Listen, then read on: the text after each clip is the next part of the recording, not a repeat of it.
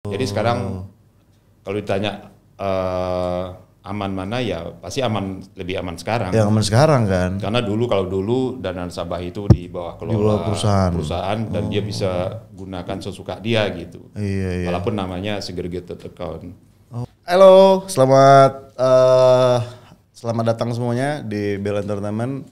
Dalam program Idonation ini gue akan kedatangan sangat spesial seorang tamu yang juga dulu adalah seorang pemimpin di bursa saham dan sekarang sedang mendirikan bursa exchange crypto.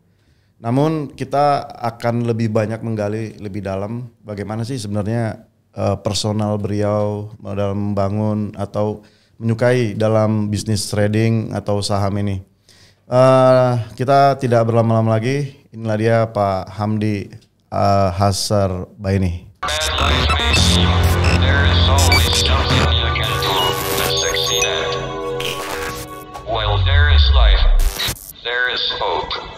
Oke Pak, apa kabar Pak? Baik, thank you. Gimana kesini jalannya? Aman? Lancar kalau makanya saya pengennya hari Sabtu biar pagi lancar. Ya? Kalau hari kerja kebayang deh macetnya. Iya. Tapi dari mana tadi jauh? Dari Andara. Oh dari Andara. Sultan Andara juga ini kayaknya. Cuman setengah jam. Enggak, kita orang kampung Andara. Sultan. Kampung Andara. Oke Bang Sanur ini saya agak terkagum-kagum nih sama Bang nih. Sejak pertama kali kita ketemu, jumpa, kenalan, ini saya baru tahu nih. Ternyata Bapak ini lama juga dulu memimpin di Bursa Efek Indonesia ya. Indonesia. Nah kalau saya kan pemburu CEO Crypto Exchange ini Pak. Oh gitu, oke. Saya pemburu mereka untuk ya bisa ngobrol lah dari ya hati ke hati bagaimana sih sebenarnya ya membangun bisnis yang ya nilainya jutaan dolar sih Pak. Yeah. Agak-agak ya riskan gitu ya. Nah jadi gua masih nggak mau terdalam dulu nih tentang Crypto Exchange-nya nih ya. Tapi gua sangat penasaran banget nih. Yeah, ini sebenarnya Pak Hamdi ini gimana sih ya dulu perjalanan karirnya gitu waktu ya pernah katanya sampai berapa atau 10 tahun ya memimpin bursa saham gitu ya. Itu gimana Pak kira-kira? Bisa cerita nggak? Mungkin gue cerita dulu awal karir kali ya. Iya. Pertama itu karir gue di bank sebetulnya. Oh di bank. Dulu pernah dengar Bank Duta nggak? Oh tahu Bank Duta. Oke. Dari tahun 87. 87, buset. Saya lahir 85. Lo lahir belum? 85. Ini masih 5 tahun tuh ya? Iya. Cuman mungkin masih dengar lah Bank Duta waktu 998 kayaknya. Iya. Zaman itu ya. Iya, terus kemudian sampai 95. Oke. 95 kebetulan waktu itu Bursa Efek Jakarta namanya waktu itu. Itu 95 itu cari seorang kepala divisi gitu, audit gitu. Oh, auditor. Jadi BJ buka iklan di koran, saya ngelamar, akhirnya masuk ke waktu itu namanya masih Bursa Efek Jakarta. Jakarta ya. Jadi gua di BJ itu dari 95. Dari 95. Berarti sebelumnya itu di Bank Duta itu. Di Bank Duta, iya. Di Bank Duta gimana? Niti karirnya dari awal atau langsung jadi bos gitu? Dari awal karena ikut ODP atau MT kalau sekarang istilahnya. Oh, trainee ya. Manajemen trainee kan ya. Manajemen trainee. ODP itu Officer Development Program. Oke. Jadi lulusnya emang jalur cepat, jadi langsung jadi officer gitu. Oh, officer ya. Bukan merangkak dari bawah gitu. Bukan dari teller, service center gitu kan ya. Iya, bukan langsung jadi officer. Jadi ya gaya-gayanya pejabat lah. Emang dulu lulusan dari mana? Saya dari FEUI. Oh, Fakultas Ekonomi UI ya? Iya. Wah, keren nih UI ini. Kalau dulu lahir dari? Saya tembak langsung dari Padang. Oh, PDL ya berarti ya? PDL. Padang tembak langsung Padang ya? tembak langsung. Saya SMA masih di Padang. Berarti ini orang pintar nih Bapak ini. Iyalah, kalau enggak Apalagi zaman dulu kan banyak kan orang perantau itu kan modal nekat ya. Iya kan? Dulu modal nekat aja. Modal kosongan datang ke Jakarta, bangun relasi, bangun bisnis. Tapi banyak juga loh saya tahu kayak orang Batak gitu ya. Sukses loh sekarang. Iya, saya SMA di Padang dulu SMA Katolik.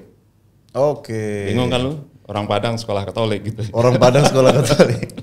Iya, SMA Katolik, sekolah SMA Don Bosco. Oke, Don Bosco Padang ya. Nah, waktu itu zaman itu kan untuk masuk universitas itu namanya programnya Perintis dulu, Perintis. Ada Perintis 2, Perintis 1. Perintis 2 itu untuk kampus-kampus universitas kayak di Sumatera, Universitas Andalas, kemudian yang selevel gitu. Kemudian ada Perintis 1, UI, UGM, ITB dan segala macam. Itu yang inilah yang top one ya. Top one. Dulu emang pengen ekonomi atau gimana sih? Karena emang jurusannya IPS jadi ya paling ini relevan ekonomi. Kan nggak mungkin mau masuk ITB background IPS kan. Tapi saya baru sadar loh Pak sekarang, Pak. Saya pikir dulu IPS itu memang ke arah ekonomi ya. Iya. Cuman ke depan ini saya baru paham ternyata ekonomi itu lebih ke arah matematik malah matematik, ya.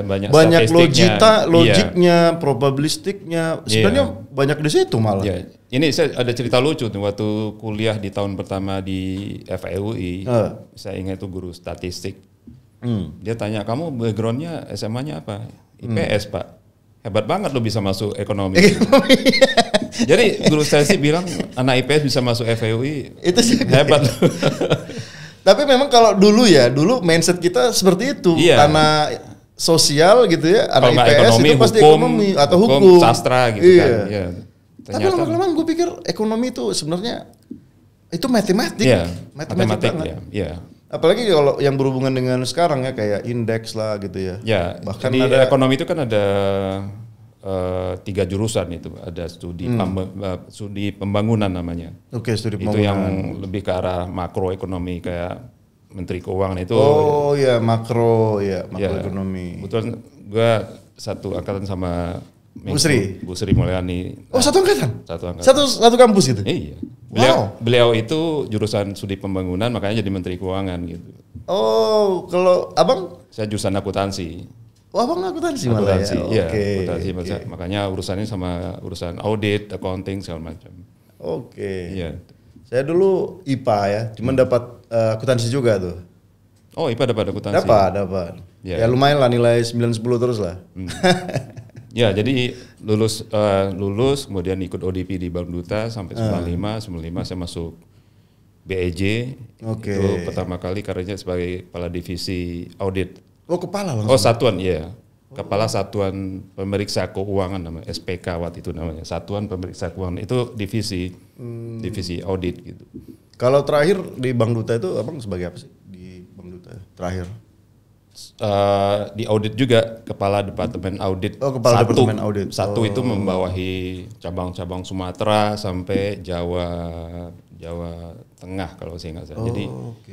Jadi ada divisi auditnya, kemudian dibagi-bagi lagi subnya, namanya kepala departemen audit. Satu itu membawahi Sumatera, kemudian Jawa sampai Jawa Tengah kalau nggak salah. Kemudian 2 nanti Jawa Timur ke tengah, kemudian 3 di timur.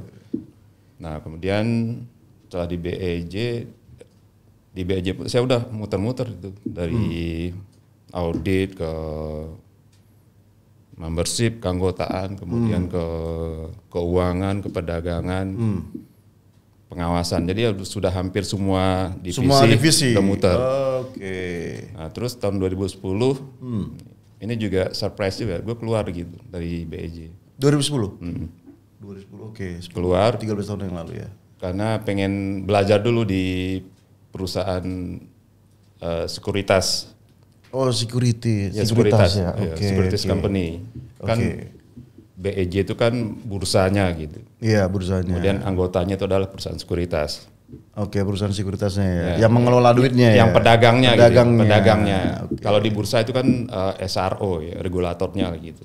Iya. Ini langsung jadi pemain gitu. Pengen ngerasain kalau regulator kan kita cuman duduk-duduk, mantau-mantau, bikin aturan, gitu ya. Paksa orang untuk jalankan peraturan. Padahal kita bisa jadi pelaku ini bingung, ini peraturannya kok ketat, gimana caranya nih? Gitu. Jadi pengen belajar dulu ceritanya.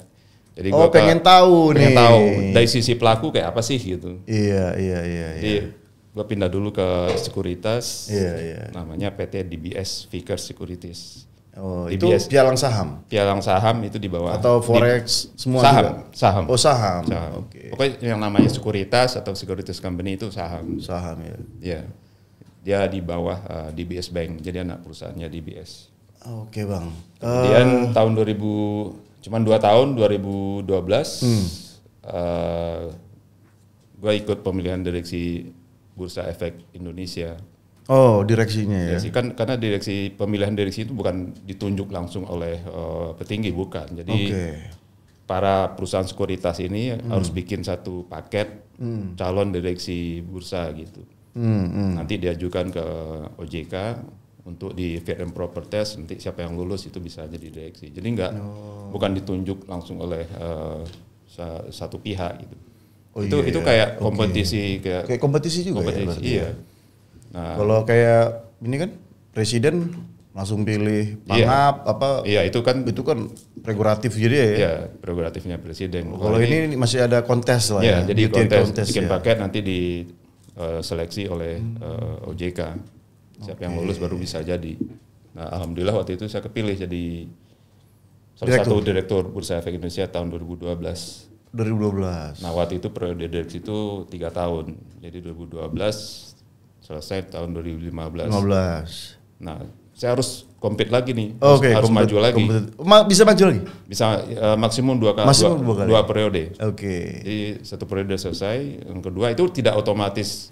Lanjut ya. Diperpanjang. Kompetisi lagi ya. Jadi terus maju lagi. Masuk lagi. Alhamdulillah maju lagi. Maju lagi. Maju lagi dan terpilih lagi. Wow, berarti 6 tahun dong. 6 tahun. Jadi selesai dari 2015 sampai 2018. 2018. Wow, gila ya. 6 tahun loh jadi direktur. Tapi kan seluruh karir dari 95 sampai 30 tahun gitu. Jadi emang pengalaman sih lebih lama di pasar modal. Iya. Pasar modal. Oke. Ini Bang, aku ngomong-ngomong soal pasar modal nih ya. Dulu aku juga pernah main pasar modal dulu. Sebut nama aja lah ya. Aku main di Ipot Trading. Ipot? Iya, Ipot Trading tuh. Cuman lama-kelamaan zaman sekarang ya, tahun-tahun 2020-an gitu ya. Kan muncul lagi nih Bang, aplikasi-aplikasi baru yang lebih banyak sekarang. Lebih simpel gue lihat. Iya.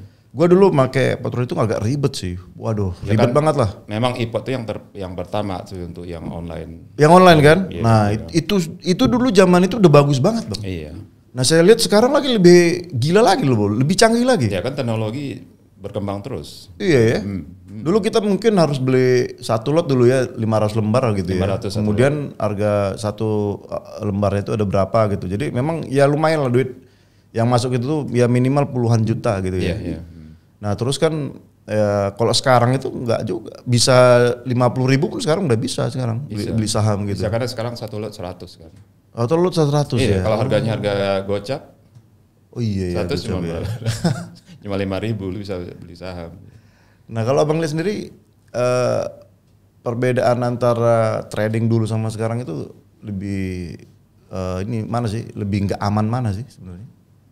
Trading dari dulu sampai sekarang sama aja kan. Mungkin nggak bisa dibilang dulu lebih aman, sekarang lebih nggak aman, atau dulu lebih nggak aman, sekarang lebih aman. Oke. Kalau trading kan prinsipnya sama aja gitu. Ada nggak sih pernah ada cerita kayak misalkan ada pembobolan dana nasabah gitu? Ada nggak sih dulu itu cerita kayak gitu? Pernah ada pembobolan dana nasabah, iya oleh perusahaan sekuritas. Iya, itu pernah ada satu. Karena kan mereka nitip dana kan ya. Nah ini bedanya dengan di kripto atau di forex ya.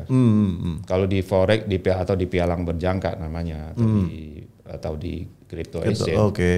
Dana nasabah itu kan ditaruh satu rekening atas nama PT-nya. Walaupun itu adalah rekening segre gitu, rekening terpisah.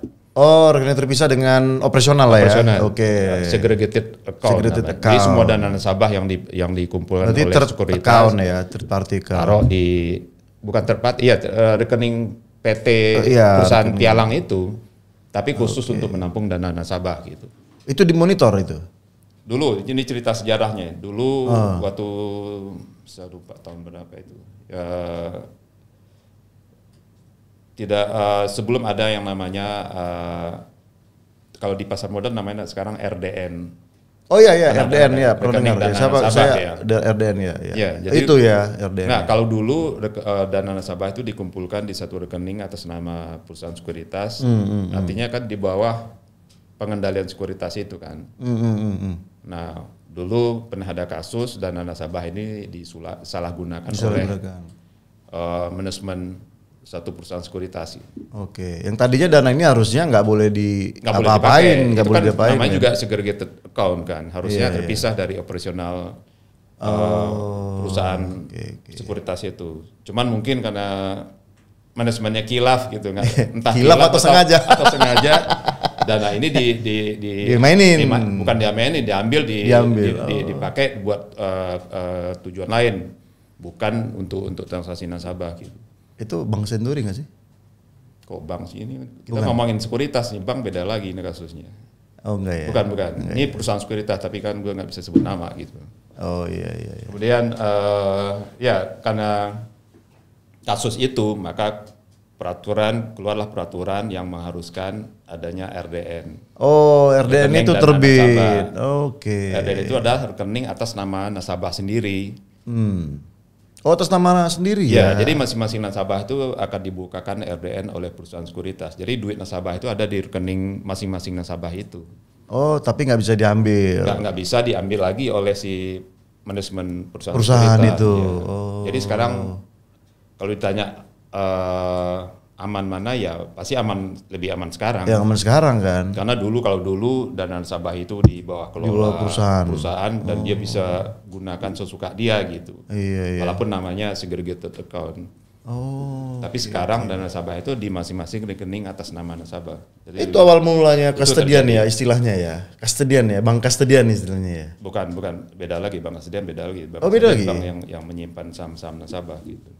Jadi itu namanya segregated account atau RDN namanya, rekening dana nasabah. Oke. Jadi gitu. Jadi kalau ditanya mana yang lebih aman, ya tentunya sekarang karena belajar dari kasus itu. Yang sebelumnya ya. Kemudian muncul yang namanya RDN gitu. Oke. Bang, ini kan saya rasa sih dulu itu orang bicara saham itu kayak bicara wah ini orang kaya nih, orang konglomerat nih. Kalau sekarang kan kayak udah nggak lagi ya, iya nggak sih? Kayak, lu udah beli saham ini nggak sih, BCA misalkan atau apa? Itu udah biasa sih. Ya kalau dulu kan memang pada waktu perusahaan itu masih private company, kan pemegangan paling cuma berapa orang, 1 atau 2 orang gitu. Kemudian dia perusahaannya jadi besar-besar, kemudian mereka jadi konglomerat. Oke. Ya pasti yang kaya kan yang si foundersnya ini pemilik saham itu ya. Nah maksud saya gini, yang beli saham-saham itu misalkan ini udah IPO gitu ya, kan saham itu kan dibeli nih sama publik kan. Yang saya tahu dulu itu hanya orang-orang gede aja, orang-orang kantor. Iya dulu. Enggak juga sih, kayak tadi lu bilang kan satu lot 500. Ya apa 500 ke depan ini. Kalau dulu, kalau menurutku sih enggak ya. Mungkin sosialisasi kali ya. Jadi sosialisasi pasar modal itu masih terbatas pada golongan tertentu ya. Karena aksesnya juga agak susah juga kan. Akses terbatas karena belum digital kayak sekarang. Sekarang terbatas, kemudian lot sahamnya juga 500 kan waktu itu. Jadi perlu modal yang lebih besar. Kalau sekarang kan satu lot saham itu 100. Udah 100. Jadi lebih dikecil. Lebih kecil, dan oleh karena itu makin banyak orang yang bisa masuk termasuk mahasiswa dan orang-orang yang penghasilannya masih tergolong rendah gitu.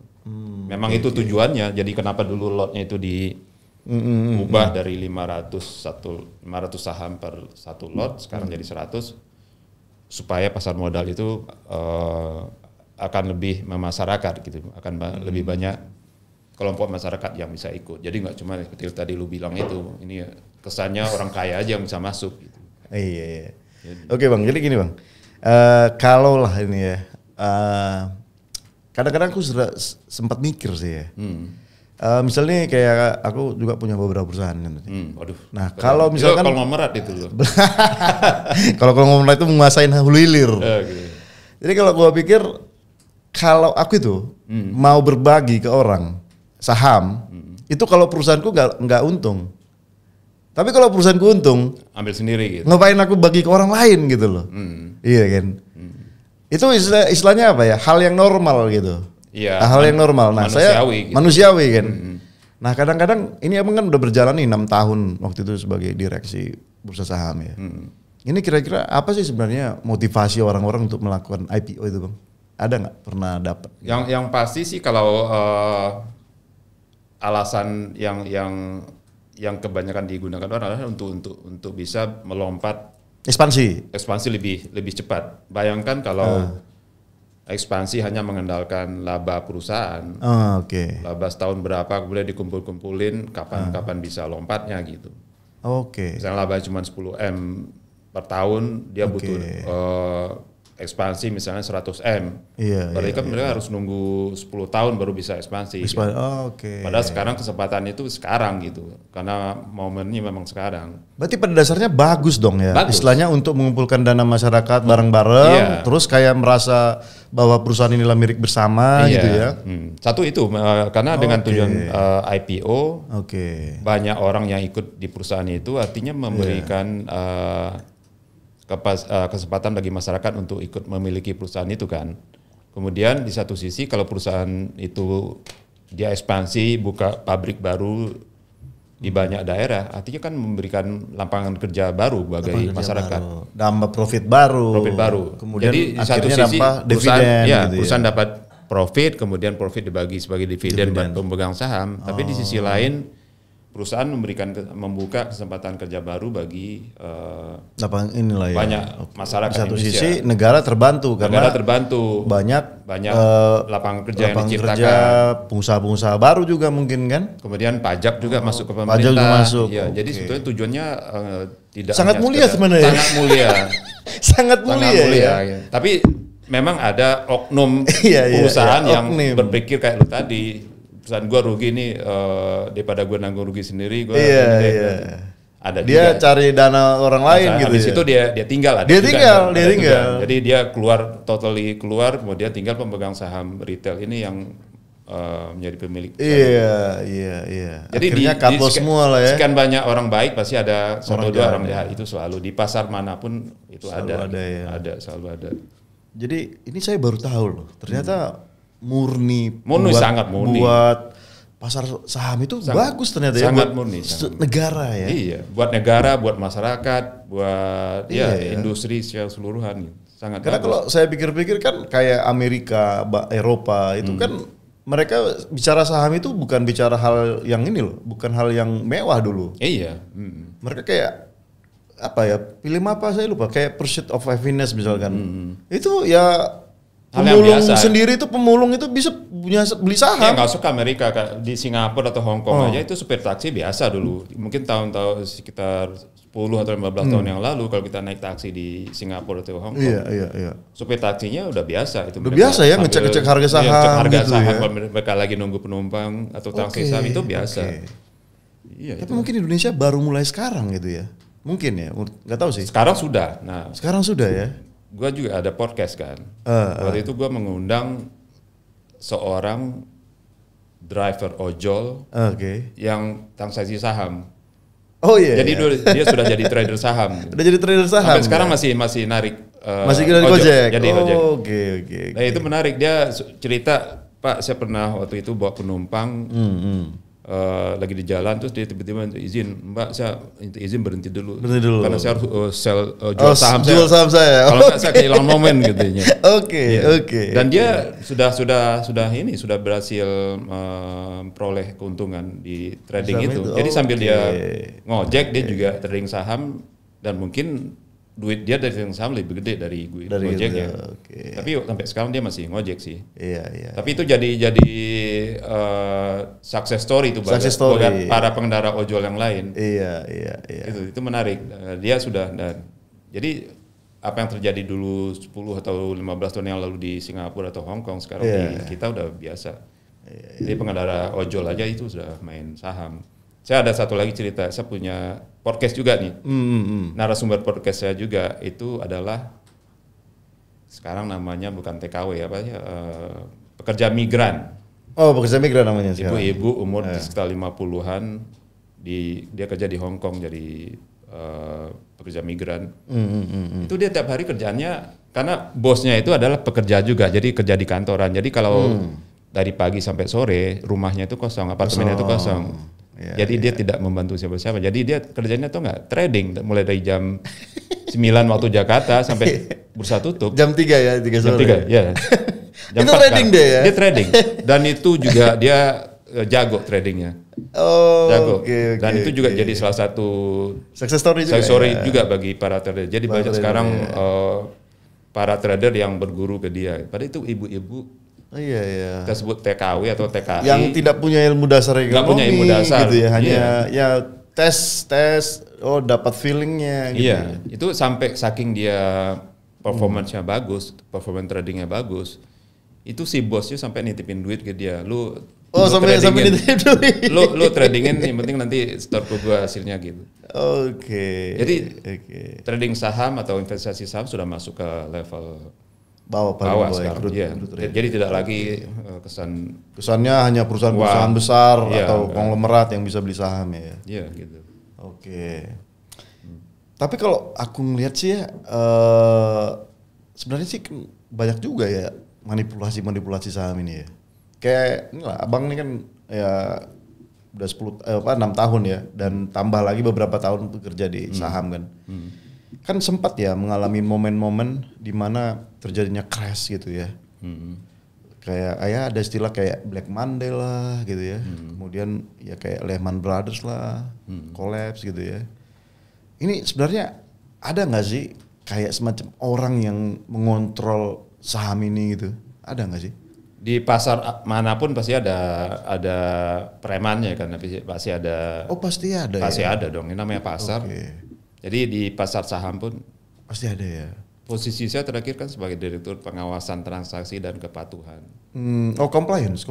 Itu termasuk memantau transaksi saham di bursa untuk melihat apakah ada transaksi yang mencurigakan. Ada indikasi mencurigakan yang dimanipulasi oleh pelaku. Itu ada memang.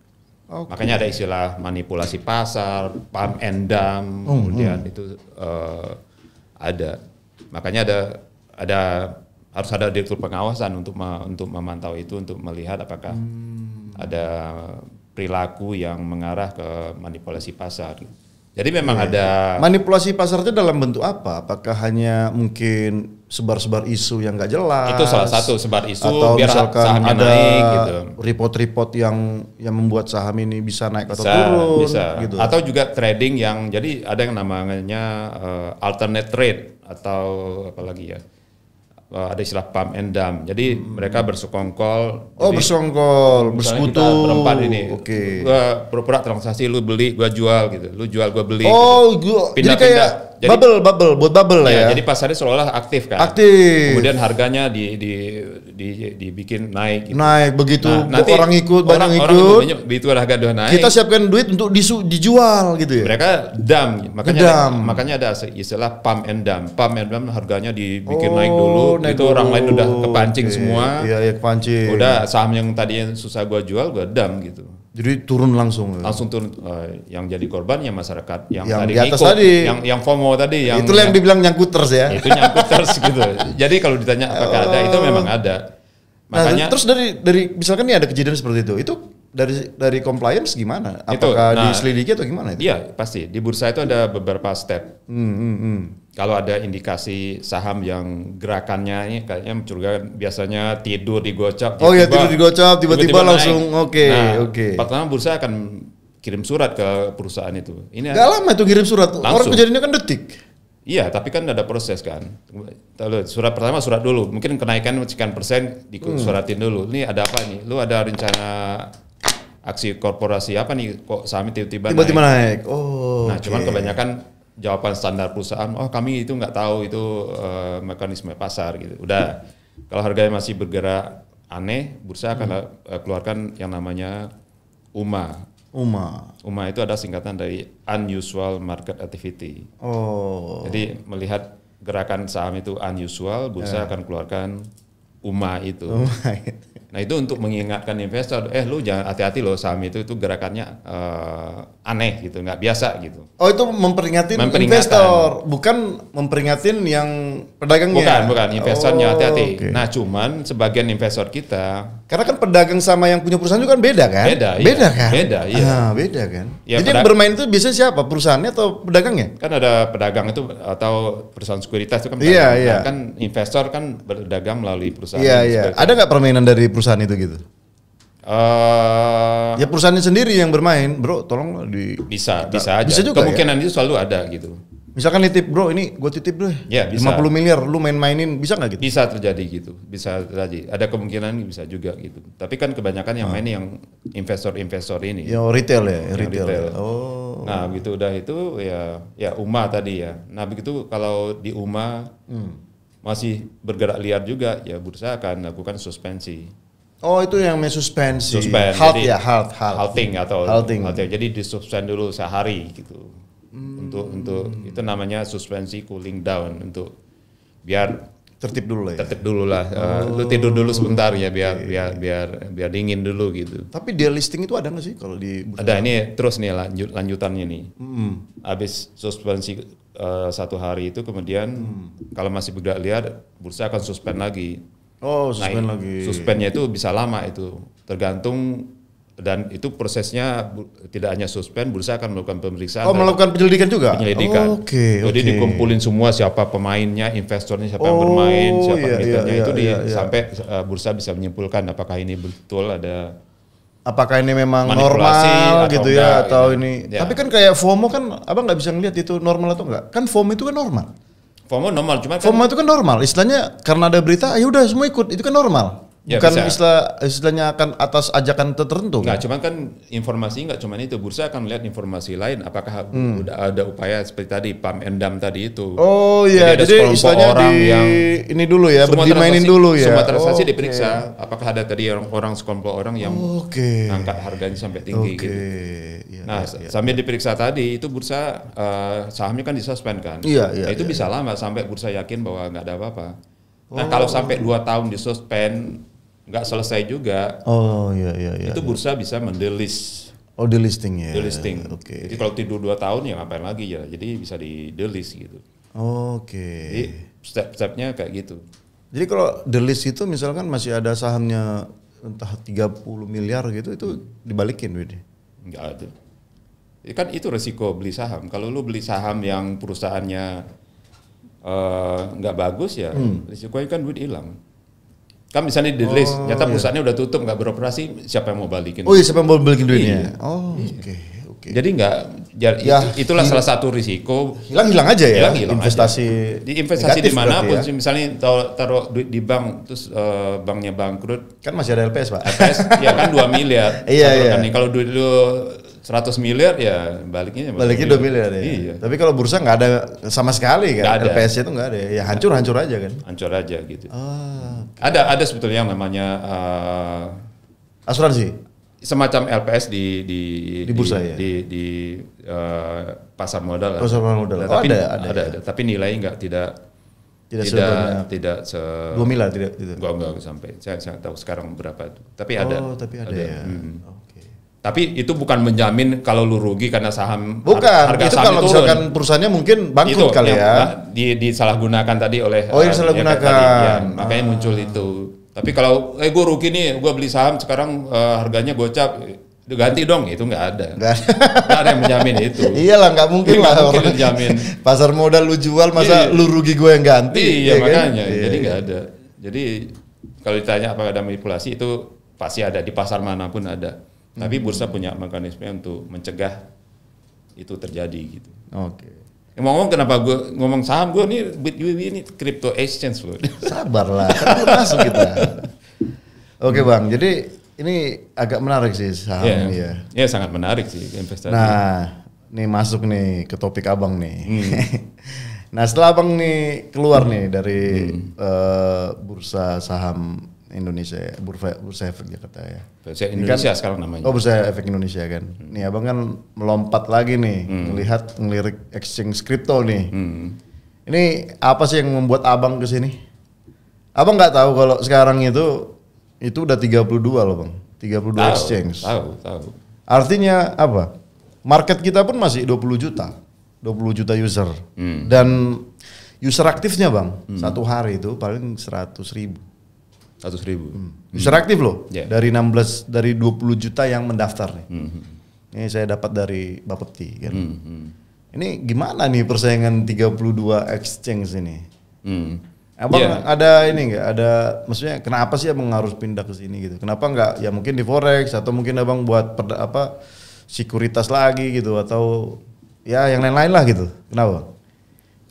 Pengalaman karir saya sudah hampir boleh dibilang lengkap ya. Saya mulai dari banking, kemudian ke pasar modal. Di pasar modal juga yang lama sekali gitu. Kemudian dari Bursa Efek Indonesia saya pernah ke Bursa Berjangka Jakarta, which is Futures Exchange ya. Oh futures ya, futures. Bursa Berjangka. Jadi yang ngurus forex, ngurus komoditi segala macam sih. Nah, sekarang ada ini lagu nih, barang baru nih. Barang baru. Ada kripto kan menarik. Jadi memang dari dulu waktu saya pindah dari bank ke Bursa Efek Jakarta juga itu saya melihat ini ada sesuatu barang. Sesuatu baru ya. Karena kan bank itu kan geraknya lambat kan. Kalau bank kan sudah sangat mature ya. Jadi gerakannya lambat. Kan. Nah, kemudian tahun 95 Bursa Efek Jakarta itu kan berdiri tahun 92. Nah, saya masuk 95. Artinya kan masih bayi nih waktu bayi. itu. Masih muda ya. Jadi masih muda. 3 tahun ya. Mungkin persis kayak saya masuk kripto sekarang. Oh iya, masih ya kan? masih jadi baru. gitu. Jadi karena ini gerakan lambat lu bilang tadi. Banking kan memang sudah mature, jadi semua aturannya sudah ini. Jelas ya. Ini ada yang baru nih. Jadi gue pindah ke bursa. 10 tahun lah Bang di sini gitu ya di Bursa Efek Jakarta. Terus abang mau lompat lagi nih, ya kan? 10 tahun gimana? 95 sampai 2018 saya di bursa hampir puluhan tahun lah Bang. Iya, puluhan tahun. Nah, habis itu abang melompat ke kripto, abang merasa bahwa ini masih baru kan gitu ya? Sebelum kripto kan ke berjangka dulu. Oh, berjangka dulu. Baru ke tiba-tiba ada kripto kan. Wah, ini apalagi nih barang baru. Nah, saya selalu punya keinginan untuk belajar hal yang baru gitu. Tapi kan abang bukan belajar, abang pedagangnya. Kalau dulu. belajar mah ya investasi dulu, belajar jual beli dulu kan. Enggak, saya otodidak dulu nih. Saya belajar sendiri. Kripto ini apaan sih, kan banyak orang bilang nih kripto apaan sih, nggak ada underlying-nya gitu. Ngapain gitu. Ya, makanya tapi justru itu yang bikin saya tertarik belajar. Dan kebetulan ada yang saya kadang bingung loh Bang, kenapa dibilang kripto nggak ada underlying? Emang harga itu dibentuk dari mana? Pertanyaannya, emang US dollar ada underlying-nya? Emang rupiah ada underlying-nya? Nggak ada. Ya nggak ada juga, sama aja. Sama aja kan? Makanya saya bilang nggak ada underlying-nya. Ya benar nggak ada underlying-nya kan? Emang lu ngumpulin US dollar emang ada underlying-nya? Emang ya kalau kripto jelas. Kalau kripto jelas underlying-nya uang fiat Bang. Karena harga itu kan dibentuk dari fiat yang dikumpulkan. Iya. Tapi kalau abang pertanyaan apakah uang anda underlying-nya? Nggak ada. Itu baru jelas. Itu baru jelas. Makanya kalau orang bilang kripto nggak ada underlying, salah. Yang nggak punya underlying itu uang fiatnya itu malah. Iya. Kalau kripto punya underlying, makanya terbentuk harganya. Iya. Loh, harga kripto, misalkan Bitcoin sekarang, harga 450 juta. Emang harga itu terbentuk dari mana? Ya dari uang yang terkumpul. Iya, dari supply dan demand. Dari supply dan demand. Iya. Itu underlying-nya. Jadi kalau orang bilang, lu ngapain sih kripto kan nggak ada lainnya. Saya balas balik, emang US dollar ada underlying-nya? Nggak ada juga gitu. Tapi kan masih banyak yang nggak tahu loh. Kalau ternyata dulu kan mikirnya bahwa US dollar atau rupiah itu emasnya di tahun berapa tuh? Sebelum tahun 70 kali. Iya, sebelum 71 kan. Iya, sekarang udah nggak ada. Nggak ada lagi. Kenapa lu yakin pegang US dollar? Emang kalau lu punya $100 tuh lu bisa datang ke Presiden Amerika, gue bagi dong tanah Amerika sebagian karena gue punya US dollar. Iya. Kan enggak juga kan? Enggak ada. Iya. Jadi bukan berarti punya $100 tuh punya klaim ke sebagian negara Amerika kan enggak. Iya betul. Beda dengan saham. Kalau kita punya 100 saham atau satu saham ya saham BCA kan lu bisa klaim. Gua tuh yang punya BCA. Oh bisa punya. Walaupun cuma satu saham gitu. Ya? Bisa ya. Loh, oke. Iya. Jadi ya itu kripto ya emang kontroversial bila ada yang bilang nggak ada lain ya bisa juga. Gitu. Enggak, kalau saya bilang sih yang nggak tahu itu berarti dia nggak paham gitu sih. Bahkan sekarang nih ini ngomong Bitbiwi nih. Bitbiwi sekarang kita lagi dalam proses untuk listing yang namanya gold back token. Oh, gold back token. Jadi kita kerjasama dengan satu developer untuk bikin token di mana underlying itu adalah emas gitu. Ini underlying-nya jelas. Underlying-nya emas ya. Jadi satu banding satu. 1 gram, satu ya, apa? Ya, 1 gram, gram. 1 gram. 1 gram, 1 Ya. gram sama dengan 1 gram ini ya. Iya, jadi underlying-nya emas itu gitu. Nah ini yang bakal jadi semacam stable coin-nya Indonesia pertama kali di Indonesia. Karena kan selama ini orang mengenalnya stable coin itu hanya USDT gitu. Enggak sih, udah banyak. Iya banyak sih ya, tapi yang paling populer kan EDR. ya. Banyak sih BD. Lumayan. Ya, tapi kalau yang beket sama gold sih belum ada. Belum ada, iya. Makanya mudah-mudahan kami akan jadi yang pertama nih, gold back token. Mudah-mudahan ini bisa jadi stable coin-nya pertama Indonesia gitu, untuk bisa digunakan untuk pairing ke koin-koin lain gitu. Nah itu jelas ini underlying-nya adalah emas gitu.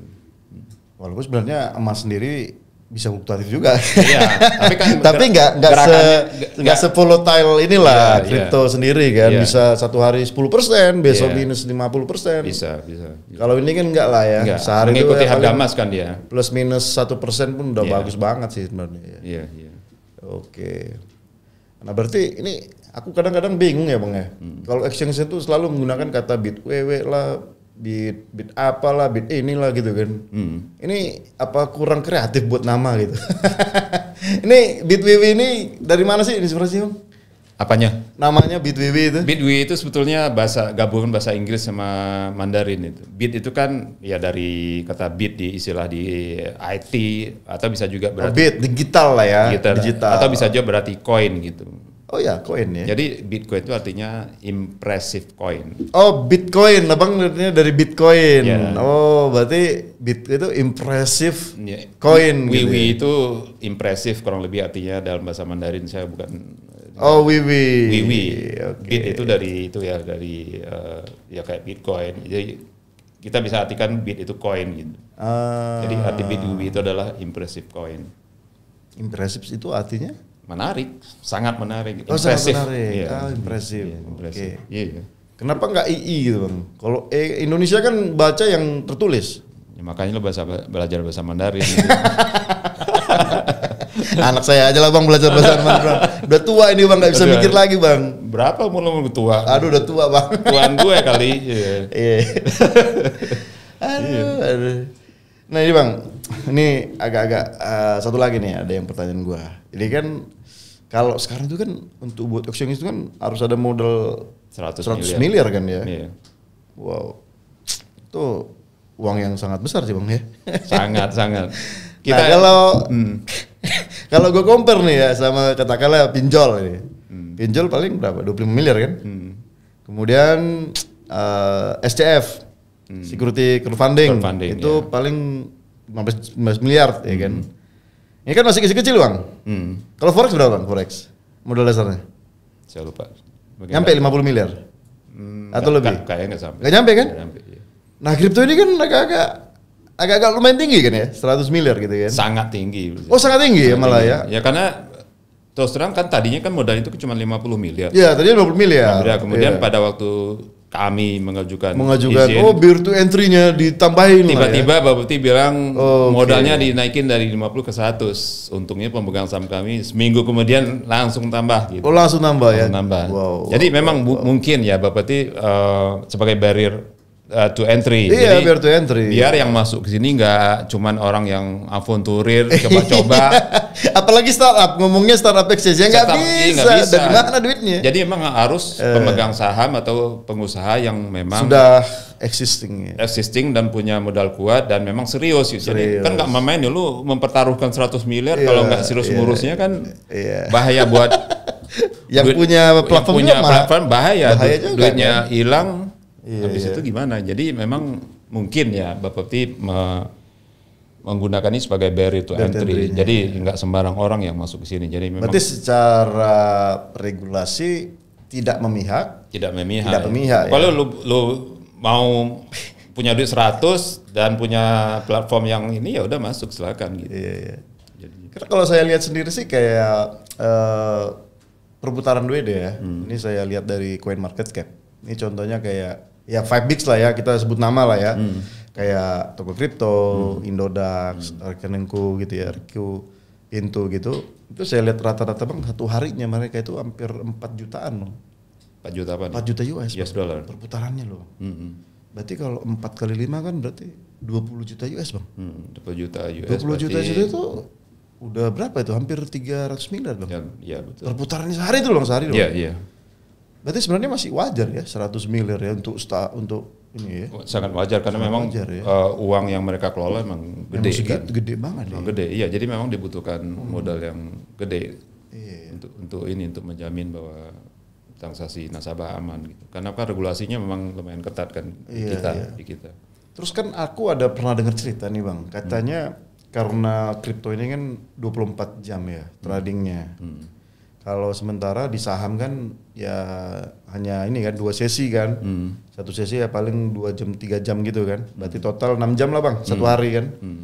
Nah aku pernah dengar nih katanya, aku nggak tahu ini abang masih di sana atau enggak nih ya. Katanya ini banyak yang shifting, pindah ke kripto. Nah ini gimana bang kabarnya, benar nggak sih? Ada nggak sih istilahnya data waktu abang di BEJ dulu, di BI ya. Nah ada nggak datanya, shifting gitu? Artinya ada terjadi penurunan investasi ke bursa modal, pasar modal. Iya, ada nggak sih? Kalau data masing-masing yang pindah saya nggak tahu dong. Nasabah. Tapi kan yang prinsip investor itu kan ada istilah di investasi, don't put all your eggs in one basket kan. Jadi kan pilihan investasi itu bisa di saham, pasar modal, bisa di forex, bisa di emas batangan ya. Sekarang ada kripto, kan itu hanya mereka menambah ini kan. Menambah channelnya aja ya. Menambah menambah portofolionya. Yang tadinya pilihannya hanya 2, sekarang jadi tambah 3 gitu kan. Itu kan salah satu cara untuk diversifikasi risiko kan. Tapi kalau pindah bisa saja ada, cuman kan saya nggak punya datanya. Tapi kalau kita lihat dari ya tadi kan lu sebut jumlah investor hampir 20 juta. Hampir 20 juta. Terdaftar. Iya. Nah di pasar modal itu seingat saya masih 11 jutaan. Jadi memang 11 juta ya? Iya. Jadi memang jumlah investor kripto lebih besar dong. Lebih besar. Padahal umur kripto kan kalau kita ukur dari Permendak tahun 2018 berarti kan baru 5 tahun. Enggak lah bang. Iya. Peraturan terakhir itu 2022. 2022. Perbanya 2022. Tapi kan awalnya awalnya udah ya Permendak itu tahun 2020 ya. 2018. Permendak keluarkan peraturan Menteri Perdagangan yang mengatur kripto itu tahun 2018. Jadi kalau kita pakai acuan itu kan baru 5 tahun. 5 tahun sudah hampir 20 juta. Sementara pasar modal yang dari 92 dari bursa BEJ pertama. Sekarang di 11 jutaan. Jadi memang pertumbuhan investornya cepat, walaupun kebanyakan investor ini kan para milenial dan Gen Z. Karena kan ada bisnis modelnya. Bisnis modelnya itu kan ada istilahnya airdrop kan. Jadi kayak misalkan ada perusahaan-perusahaan atau pengembang-pengembang di kripto, nah mereka bisa ngasih airdrop tuh, misalkan 10% dari itu dikasih ke orang. Akhirnya orang kan ngumpul. Ternyata harganya tadi 0,0004 jadi 0,1 misalkan, naik 1000%. Artinya yang tadi harganya 0, mungkin hanya satu rupiah bisa jadi ya 100 ribu rupiah. Itu untungnya berapa kali lipat? Akhirnya mereka nukarnya kemana? Ya exchange tadi. Nah itu yang saya lihat model bisnis yang agak berbeda gitu loh. Sehingga yang menyebabkan sehingga pertumbuhan kripto di Indonesia walaupun value dari segi value mungkin nggak sebesar. Jauh lah bang, jauh. Orang perusahaan yang belum ada, kan ini kan kebalik ya. Kalau di pasar saham kan perusahaan yang sudah existing, punya modal, punya profit, baru bisa IPO. Kalau ini kan kebalik. Perusahaannya belum ada, produknya belum ada, janjinya tinggi banget. Kan? Terus ayo dong bareng-bareng ngumpulin duit, kan udah terbalik kan. Banyak juga yang kasus kan. Banyak kasus, ya banyak juga yang sukses. Jadi ya sama. Ada penjahat, ada yang baik. Di semua industri itu ada yang baik. Ada yang baik, ada yang jahat. Nah coba abang lihat tadi tuh perubahan bisnis modelnya tadi bang. Dari yang tidak punya apa-apa bisa punya ada. Kalau di saham nggak bisa. Abang harus punya dulu sesuatu, baru abang mendapatkan sesuatu gitu. Betul. Itu yang kalau menurut aku kenapa di kripto tuh bisa cepat banget pertumbuhannya gitu. Tapi yang menarik sih kemarin saya dapat data bahwa transaksi di kita itu sekarang menurun tajam. Oh iya menurun. Sempat 200 triliun dari data Bapepti tahun 2022 Bang. Berarti 300 triliun. 300 triliun. Pada tahun 2021 itu 850. Oh 850 malah? 2021 859 triliun. Oke. 2022 turun jadi 300 triliun. Nah, saya dapat data bahwa di tahun 2022 itu orang Indonesia yang trading melalui exchange luar, the big five exchange luar, artinya yang tidak berizin di sini ya, tapi di luar itu sekitar 250 triliun. Jadi jumlahnya itu sama itu. Oh. Jadi orang yang di luar 200, yang di dalam juga 200. Iya, di dalam 300 kalau salah. Yang melalui exchange luar itu 250 triliun. Itu hanya 5 the big five exchange luar gitu. Nah, itu yang saya agak khawatir itu. Kenapa kok orang Indonesia banyak yang tradingnya melalui exchange karena luar. Kita lambat sih ya. Karena banyak mereka kan mainnya di futures ya kan. Sementara di sini kan hanya spot doang. Jadi ya itu salah satu. Nggak menarik kan? Nggak menarik, itu yang membuat akhirnya pindah. Nah makanya ya mudah-mudahan lah ya melalui bursa ini akhirnya nanti ada nih derivatif futures ya. Derivatif. Ya mudah-mudahan bursa segera. Kalau itu ada sih ya memang kenapa enggak gitu? Karena banyak manipulasi kan. Ya katakan big five itu banyak manipulasi Pak. Iya. Saya pikir-pikir pertama kalau orang misalkan mau masang harga kan ketahuan di sistem.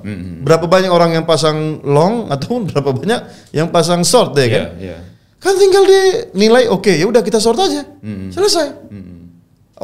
Banyak yang masang long, ya udah kita short. Banyak yang masang short, ya udah kita long. Itu kan gila, Pak. Nah, mungkin dengan adanya Bursa Indonesia tadi mungkin itu bisa dikontrol menurut saya. Nggak tahu ini gimana menurut kalian, Pak?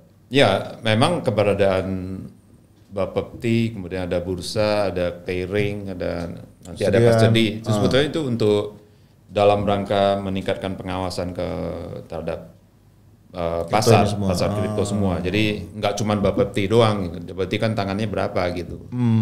Aksesnya kan jadi terbatas. Jadi nanti harus ada bursanya yang ikut mengawasi. Oke, berarti bursa ini perpanjangan tangan dari Bapepti. Iya pasti. Iya. Walaupun nanti kan mau pindah nih kan ke OJK. Iya. Kan? Artinya sebenarnya Bapepti masih tetap ada ambil adil nggak sih Bapeptinya waktu nanti pindah ke OJK-nya? Atau sama sekali itu yang sampai sekarang belum atau sama sekali ya udah kita nggak pegang apa-apa lagi gitu. Kan mereka kan badan pengawas. Iya. Komoditas berjangka kan harusnya pegang dong. Karena aslinya kan di pengawas komoditinya. Iya, pengawas komoditinya dan berjangkanya kan. Ya. Saya nggak tahu nanti mungkin kalau misalnya ada featuresnya itu yang ngawasi Bapepti. Gitu. Tapi yang spotnya ngawasi OJK. Bisa begitu sih.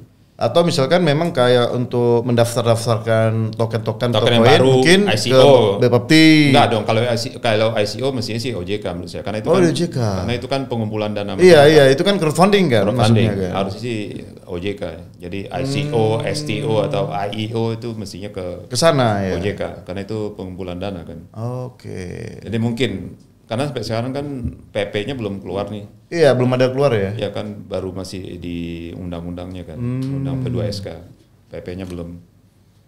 Oke, Pak Hamdi, ini kita udah agak-agak di ujung waktu ya. Ini pertanyaan terakhir saya sih. Pertanyaan saya terakhir ini gini, Bang. Nah, kan Abang tahu lah ya, kayak ceritanya FTX ya. Hancur dalam semalam. Dan nilainya itu miliaran dolar loh. Hancur dalam semalam. Kemudian ada juga beberapa exchanger yang ya dicuri katanya ya. Tanda kutip tapi dicuri gitu kan. Akhirnya mengganti juga gitu. Ini kan Abang pernah tahu kan cerita-cerita ini semua kan? Exchange yang dibobol lah, yang exchange-nya yang ya dipilotkan sendiri lah atau banyak lah gitu kejadian. Nah ini Abang bangun sebuah platform yang nilainya 100 miliar nih Bang. Nah, ini kira-kira apa yang Abang jaga di sini Bang? Untungnya kita di Bapepti sudah mengeluarkan serangkaian kebijakan ya untuk memprotek investor kan. Karena kan kalau kita kembali ke niat awal para penemu kripto ini kan mereka memang ingin nggak mau diatur gitu, nggak mau diatur artinya mereka menghilangkan fungsi regulator. Oh, fungsi otoritas. Yeah. Jadi kan dulu kan tahu nggak sejarah kenapa kripto itu muncul? Ini kan karena adanya subprime mortgage tahun 2008. Iya, 2008. Dengan ada kasus itu, sebagian orang menganggap ini ada regulator, kerjaannya apaan sih? Kok terjadi juga kasus ini? Makanya mereka buat sistem bikin lah. sistem yang namanya Bitcoin tadi ya. Blockchain gitu. Jadi tidak ada regulator, kita sama-sama saling mengawasi melalui blockchain itu. Makanya muncul teknologi blockchain dan muncul Bitcoin awalnya kan. Yang pertama, kripto pertama kan Bitcoin. Gitu. Nah inilah ininya. Tapi pemerintah Indonesia menganggap nggak bisa gitu dong, kalau sama sekali nggak ada regulator, nanti proteksi ke investor gimana gitu. Makanya Bapepti mengambil inisiatif, ya Menteri Perdagangan pada waktu itu 2018 mengeluarkan Permen nomor 99 tahun 2018 untuk mengatur kripto ini. Nah, kemudian ditindaklanjuti oleh Bapepti untuk mengeluarkan serangkaian perba yang terakhir tahun nomor 13 tahun 2022. 2022 ya. Nah itu persyaratannya ketat sekali. Jadi kayak kami untuk menjadi exchange itu persyaratannya saya kira lebih berat dari bandingkan menjadi taruhlah pialang forex atau pialang saham, karena peer to peer lending. Iya, apalagi peer to peer lending atau CF gitu. CF ya. Karena satu modal 100 miliar. Kemudian kami harus sudah memperoleh sertifikasi ISO 27001 itu untuk sistem keamanan sistem informasi gitu, security. Nah kemudian juga ISO kemudian harus terhubung ke Dukcapil untuk KYC. Setahu saya di sekuritas pun tidak diwajibkan untuk KYC ke Dukcapil. Terhubung langsung ke Dukcapil. KYC tetap harus. Tapi tidak terhubung ya, tidak terverifikasi ya. Jadi, kan bisa aja KTP-nya palsu. Ya bisa, makanya di Bapepti mensyaratkan ngecek KTP itu harus langsung ke Dukcapil gitu. Kemudian jadi lebih berat sebenarnya. Lebih berat, persyaratannya lebih berat. Jadi nggak sembarang orang bisa masuk. Kemudian itu KYC. Di kripto ada yang namanya KYT. Tahu nggak KYT apa? KYT. Iya, KYT. Know your technology. Know your transaction. Oh, transaction. Nah, OML.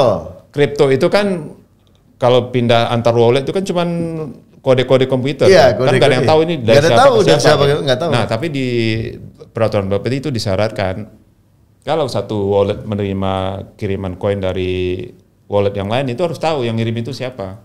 Itu melalui yang namanya KYT itu, Know Your Transaction. Jadi kita harus yakin bahwa orang yang mengirim itu tidak masuk dalam daftar blacklist, AML itu, kemudian tidak teroris atau tidak orang yang cuci uang gitu. Itu kita harus pastikan baru itu boleh transaksi disetujui gitu. Jadi kan kadang-kadang lewat-lewat juga.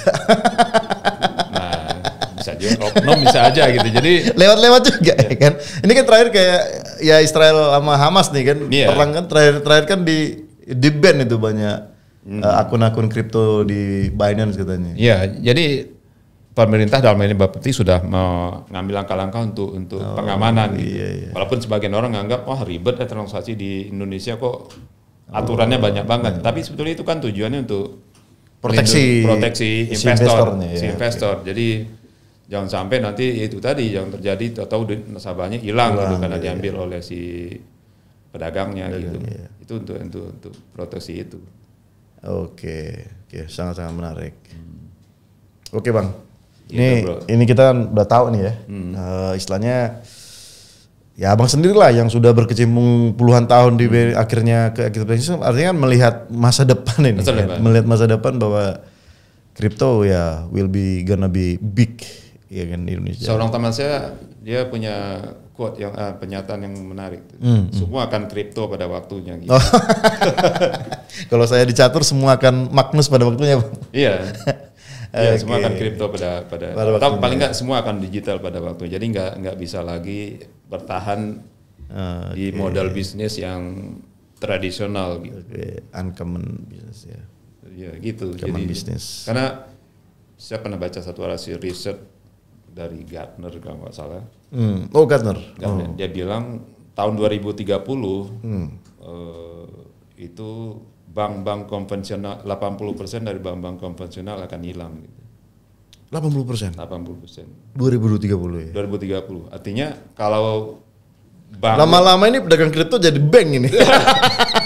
Jadi kalau bank kripto ya kan. Udah nggak, kalau yang konvensional nggak berubah melalui penggunaan teknologi segala macam, ditinggal ya, ditinggal. Ditinggal. Ya, saat akan ditinggal orang. Kalau saya sih udah ninggalin juga, Bang. Udah saya. Pasti lu kapan terakhir ke teller bank?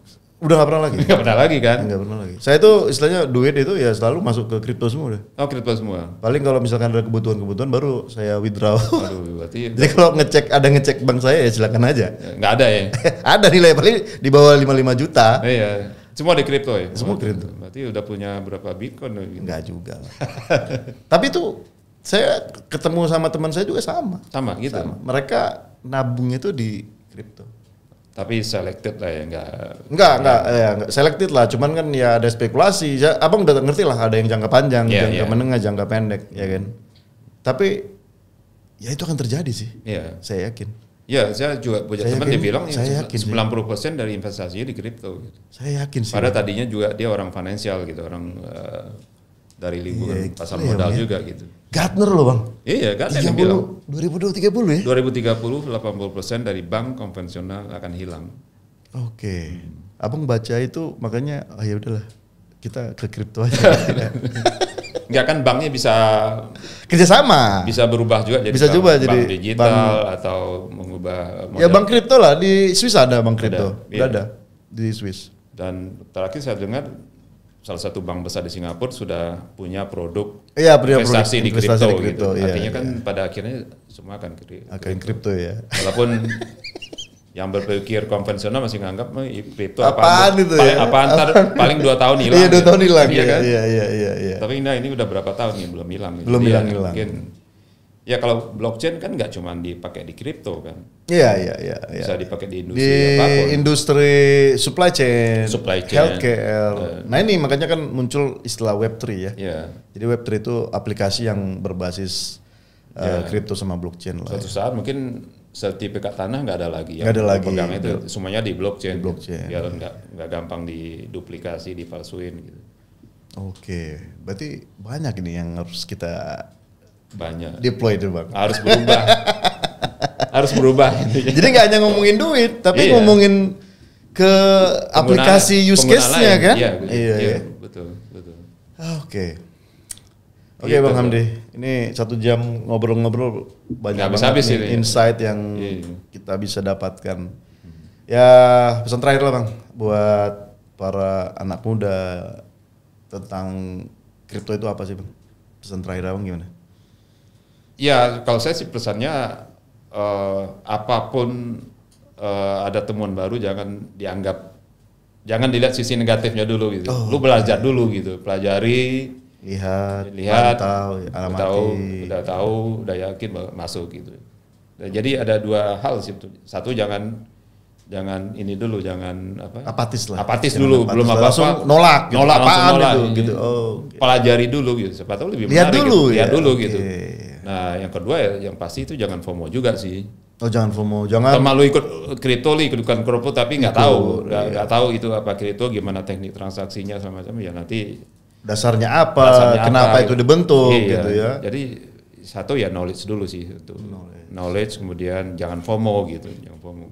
Banyak yang masuk kripto jangan ikut-ikutan kripto juga tapi nggak tahu. Berarti harus belajar dong. Harus belajar. Jadi apapun ini BITWI ada nih akademi untuk kita ada BITWI Academy dan kami juga ada program kerjasama dengan kampus-kampus gitu untuk sosialisasi akademi. Karena kan yang investor paling awal itu ya adanya di kampus gitu di. Jadi anak muda. Muda masa depan. Mereka ini harus diedukasi dulu. Sampai nanti salah jalan gitu. Gitu. Oke, Bang. Gitu. Bang Hamdi. Terima kasih ya buat waktunya. Sama. Thank you. Semoga dengan perbincangan kita ini ada nambah ilmu lah dari anak-anak yang mungkin ya 5 tahun lagi atau 10 tahun lagi mereka akan masuk ke dunia ini, mereka sudah dapat ilmunya. Harusnya dari sekarang udah mulai belajar. Karena kan industri kripto kan mungkin tahun depan udah boom. Udah masuk boom lagi ya. Iya, boom lagi. Jadi inilah saatnya untuk masuk. Jangan apatis. Iya. Kalau ada yang baru apapun itu pelajari dulu. Ya, kalau emang yakin nggak bagus ya udah jangan masuk gitu. Iya. Jangan sampai ketinggalan juga. Nanti nyesal ya kan? Nyesal gitu. Iya. Oke, teman-teman, beginilah akhir dari pembicaraan kita dengan Pak Hamdi, CEO dari Bitwiwi, salah satu crypto exchange di Indonesia yang baru terdaftar tahun 2023. Jadi pengalaman beliau sudah menunjukkan bahwa ya puluhan tahun pernah bekerja di Bursa Efek Jakarta. Ya semoga kalian juga bisa memilih dan memilah mana exchange kripto yang memang terpercaya dan yang sangat protektif kepada investornya. Dan jangan lupa juga kalian juga melakukan your own research ya. Karena segala sesuatunya itu tidak bisa instan. Kalian harus belajar kenapa, terus alasannya apa, kemudian apa yang kalian dapatkan. Karena suatu saat kalian akan bisa menyesal dengan keputusan kalian tanpa kalian mau belajar. Oke, demikianlah program kali ini. Kita akan bertemu lagi di sesi berikutnya. Jangan kemana-mana. Tetap di Edination Bell Entertainment. Nah.